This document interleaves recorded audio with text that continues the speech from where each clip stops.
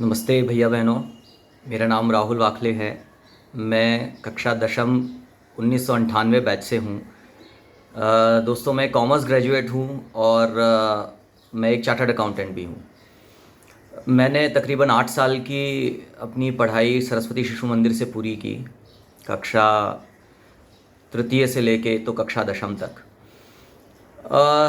दोस्तों, मैं एक प्राइवेट बैंक में एज एन इंटरनल ऑडिटर काम कर रहा हूँ और आज मैं आपसे बात करने वाला हूँ कि हमारे करियर में, हमारी पढ़ाई में पर्सनालिटी डेवलपमेंट और इंग्लिश का कितना महत्व है।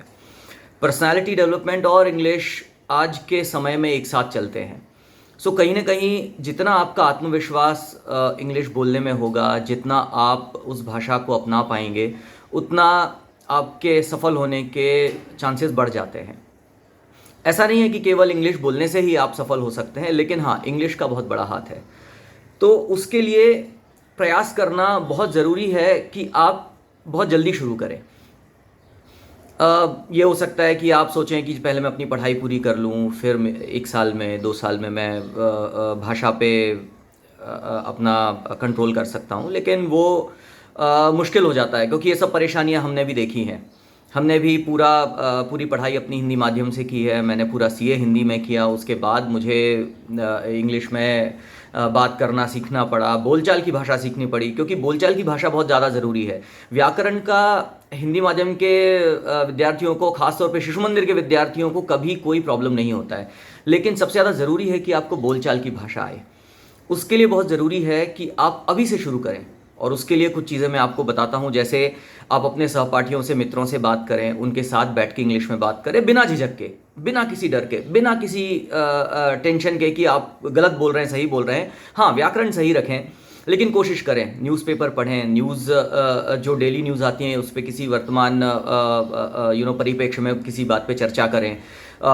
इंग्लिश किताबें पढ़ें, कहानी की किताबें पढ़ें, बच्चों की कहानी की किताबें पढ़ें, कॉमिक्स पढ़ें। उससे आपको बोलचाल की भाषा का ज्ञान होगा। और आप चाहे तो हिंदी, इंग्लिश न्यूज़ सुन सकते हैं, उनका बोलने का तरीका, उच्चारण का तरीका आप अपना सकते हैं।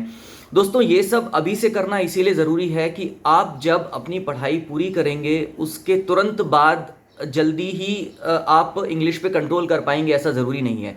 इसीलिए ये शुरू से करना होता है। जैसे आप अपनी मातृभाषा सीखते हैं, आप बचपन से सीखते हैं, इसीलिए आपको अभी से शुरू करना होगा। कालखंड एक निर्धारित कीजिए जब आप केवल इंग्लिश में बात करें। आपने आचार्य से करना होता है। जैसे आप अपनी मातृभाषा सीखते हैं, आप बचपन से सीखते हैं, इसीलिए आपको अभी से शुरू करना होगा। कालखंड एक निर्धारित कीजिए जब आप केवल इंग्लिश में बात करें। आपने आचार्य जी लोगों से इंग्लिश में बात कीजिए, और बाकी आपको प्रयास करते रहना है। और हम जो पूर्व छात्र हैं वो आपके सहयोग के लिए, आपके सपोर्ट के लिए हमेशा वहाँ पे हैं।